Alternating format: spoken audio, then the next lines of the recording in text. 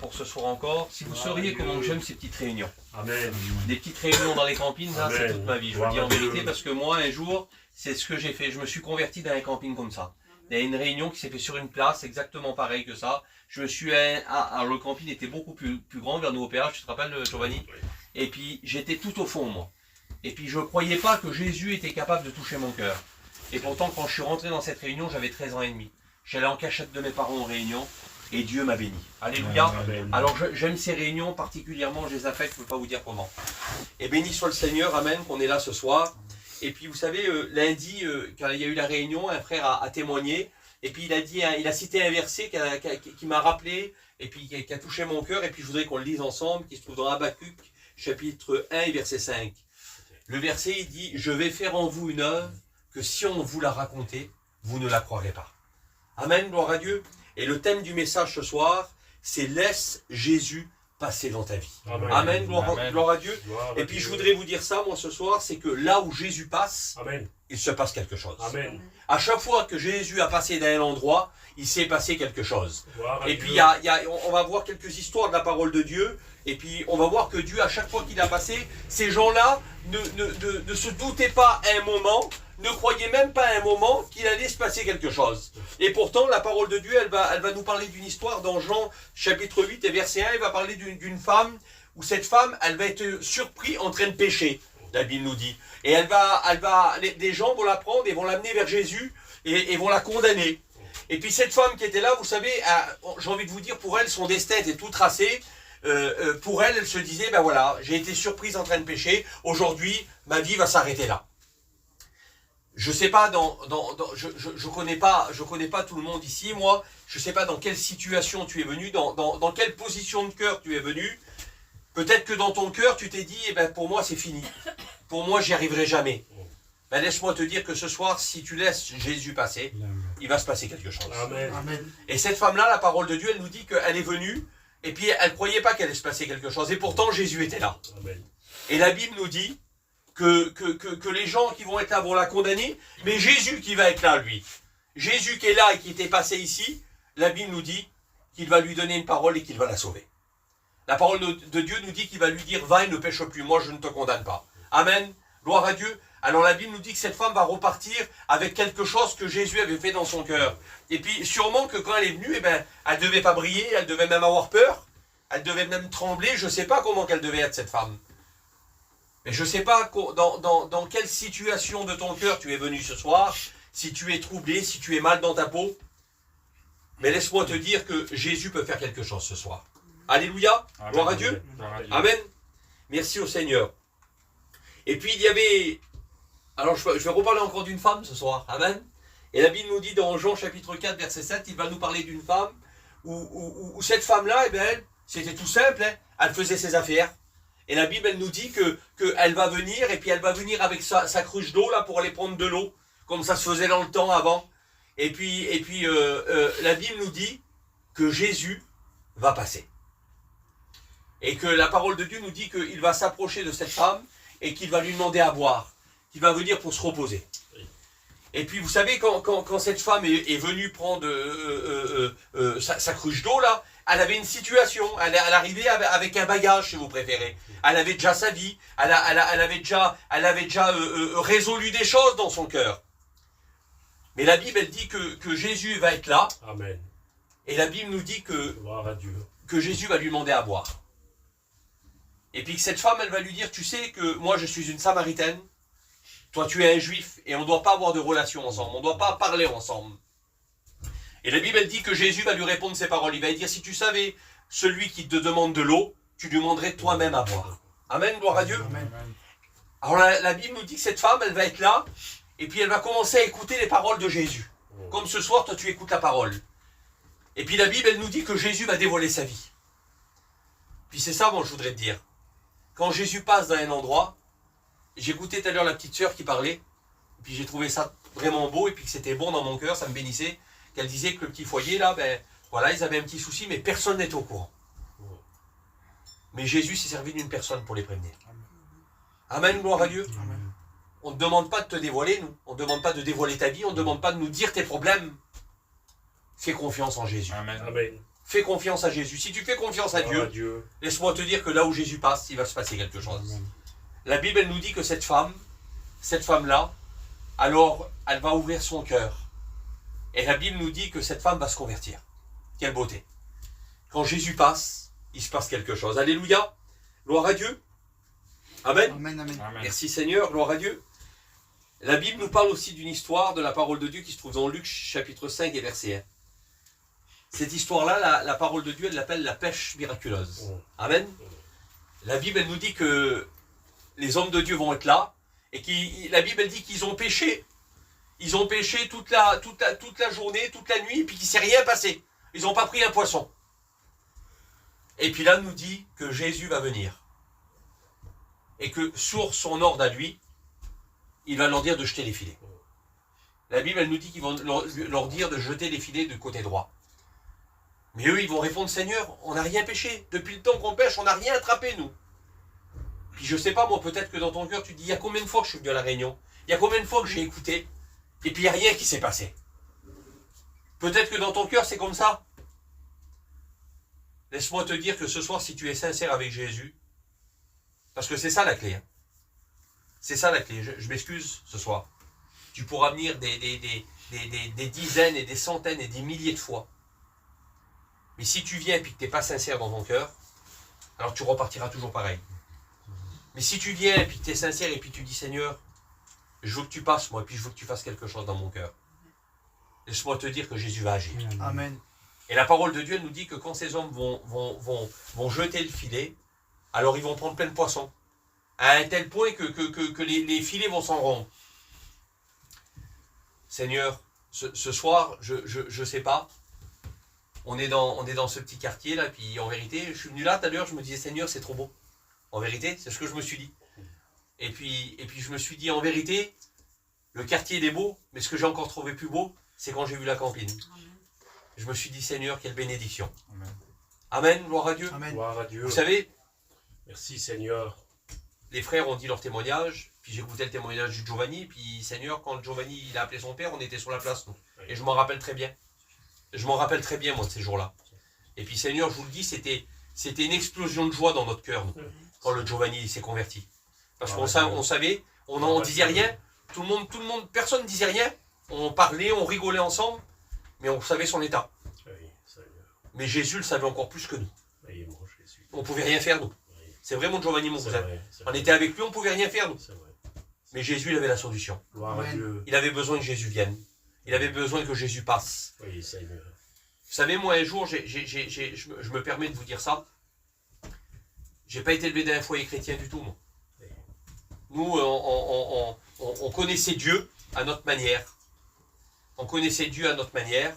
Et puis on priait Dieu à notre manière. On nous avait élevés à croire en Dieu parce que c'était comme ça chez nous. On savait qu'il y avait Dieu. Mais on n'avait pas le droit d'aller aux réunions, c'était interdit chez nous, ça. Mon père, pour lui, je vous le dis comme il nous le disait, pour lui c'était une secte. Et puis notre famille, elle ne voulait pas.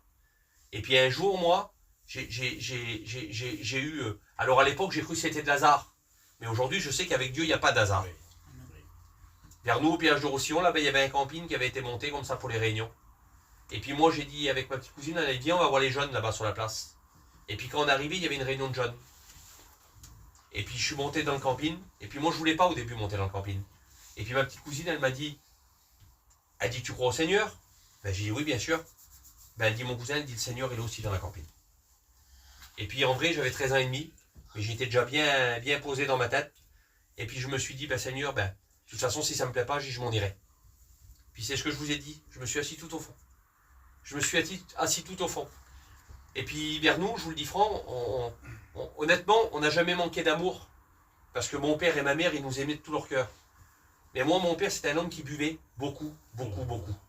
Giovanni l'a connu. Et à cause de cet alcool, je ne me sentais pas aimé de mon père. Moi. Je ne me sentais pas aimé de mon père.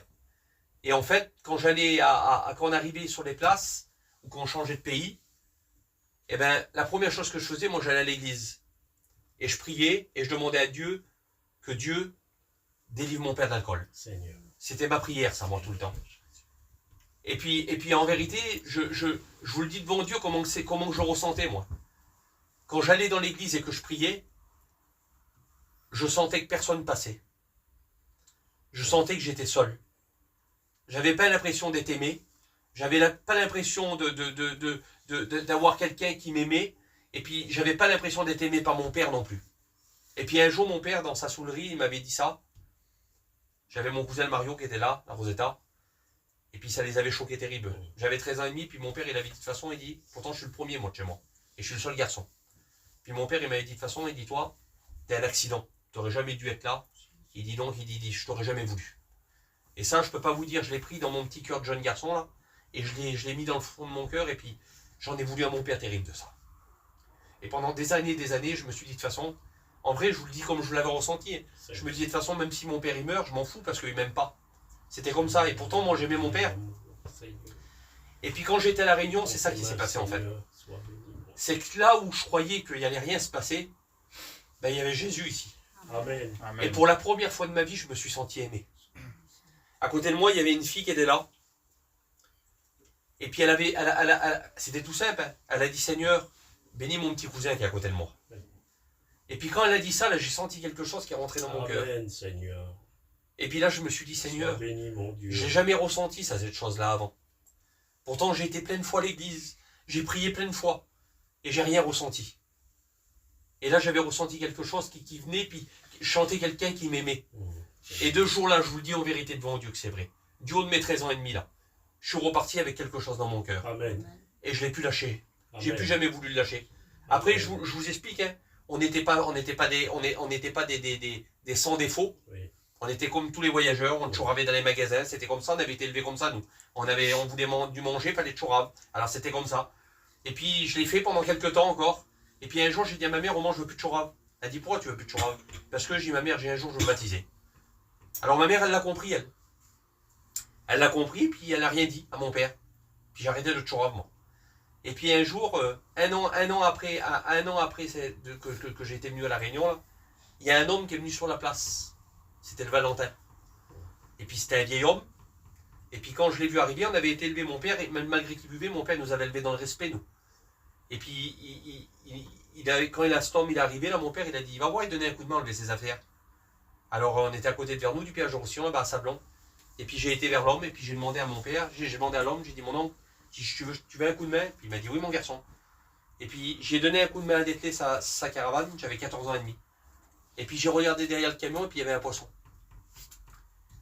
Et puis quand j'ai vu le poisson là, j'ai dit, mon oncle, j'ai été baptisé toi? Il me dit, oui mon fils. Il dit, toi aussi t'es chrétien? J'ai dit, non mon oncle, j'ai dit, mais j'essaye de suivre le Seigneur. Et bien il dit, ça tombe bien. Il dit, ce soir il y a la réunion. Alors il dit, si tu veux, tu vas venir avec moi. Alors j'ai dit, oui mon oncle, mais je ne peux pas venir avec toi. J'ai dit, mon père il veut pas, je vais à la réunion. Alors j'ai dit, ce que je vais faire, je vais me faire amener au McDonald's, et puis comme ça je pourrais venir à la réunion. Et puis c'est toi, regardez ce qu'il m'avait dit. Il m'avait donné une Bible, et puis il m'avait dit, écoute, il dit, tu sais, il dit, Dieu veut pas que tu mentes à ton père. Alors il dit, tu sais ce que tu vas faire? Tu vas te plaindre dans ton camping, dans ta petite campine, il dit, tu vas prier le Seigneur, et tu vas demander à que Dieu fasse quelque chose dans le cœur de ton père. Et il dit, moi je vais venir voir ton père. Je vous le dis franc devant Dieu que c'est vrai. J'avais le respect de l'homme, alors j'ai pas voulu le contredire. Mais dans moi, je dis, Seigneur, il va nous faire prendre une volée. C'était comme ça, je me dis, ça va être comme ça, il va nous faire défoncer, oui. Et j'ai plus jamais de ma vie, je pourrais retourner à la Réunion. Et puis j'ai fait quand même ce qu'il m'avait dit. J'ai monté dans ma petite campine, et puis j'ai prié le Seigneur. Et puis le soir, l'homme il est arrivé. Et quand j'ai regardé mon père, j'ai vu que mon père il était sous. Et j'ai dit là, Seigneur, qu'est-ce que ça va être? Et puis comme j'ai eu peur, j'ai sorti du camping, puis je me suis mis la fenêtre. Bon. J'ai comme ça, si mon père il sort du camping, je pourrais partir en courant. Et puis là, l'homme il est venu vers mon père, et puis il a dit comme ça, il a dit bonjour, il dit mon père bonjour. Il dit voilà, il dit, tu sais mon cousin, il dit je suis baptisé moi. Alors mon père il dit hop, il dit moi je t'arrête tout de suite, il dit chez nous, il n'y a pas de baptisé. Alors l'homme il a regardé mon père, puis il a rigolé. Il a rigolé, et puis moi j'étais derrière la fenêtre, je me demandais ce qui allait se passer. Et puis là, il a regardé, il a rigolé, mais il dit, je veux pas que tu te baptises, il dit, je veux juste te poser une question. Ben, il dit, vas-y, il dit alors. Ben, il dit, ton petit, il aime le Seigneur. Et il dit, est-ce que tu le laisses venir ce soir avec moi à la Réunion? Et puis mon père, il a arrêté de parler un moment. Et puis d'un coup, il a regardé ma mère. Et puis je vous le dis, c'est la première fois que je voyais agir Dieu chez nous. Okay. Il a regardé ma mère, il dit, Mimi, il dit, le petit veut aller à la Réunion. Il dit, vas-y avec les petites ce soir, et puis le petit. Et ce soir-là, j'étais à la réunion avec ma mère et mes petites sœurs. Plus besoin de me cacher. Amen. Et Jésus avait agi. Amen. Jésus avait passé. Amen. De ce jour-là, en vérité, j'ai plus besoin de me cacher. Alors je vous explique. Je le dis souvent dans mon témoignage. Dans l'année, dans une année complète, je ne sais pas si j'allais 4 fois à la réunion. Giovanni. Ouais. Mais pour moi, c'était les 4 fois les plus importantes de ma vie. Et puis, quand on est parti, que mon père l'a su, on est venu à Grenoble. On était à Saint-Égrève. Et puis moi, moi, vous voyez, vous avez rigolé. Pour moi, il y avait des réunions chez nous au péage. Je ne savais même pas qu'il y avait des réunions ailleurs. Vous voyez comment c'est. J'avais 14 ans et demi. Alors, vous savez ce que ça, comment Dieu faisait les choses. On ne voyait pas la télé là où on était. Et puis j'avais un petit poste. Et puis sur le poste, je cherchais les musiques, moi.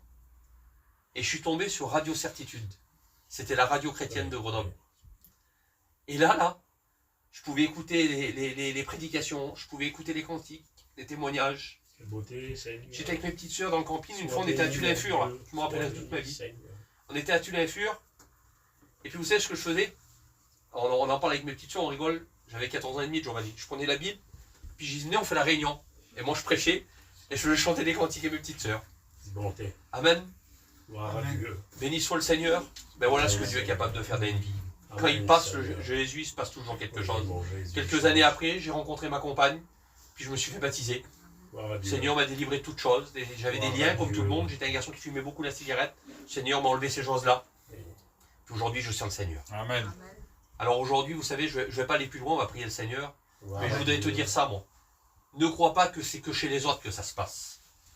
Si tu le crois de tout ton cœur et si tu es sincère, là où Jésus passe, il va se passer quelque chose chez toi. Amen, amen. Gloire à Dieu, on prie le Seigneur ensemble. Alléluia. Seigneur, je te bénis, je te rends grâce. Merci mon Jésus parce que tu es tout puissant.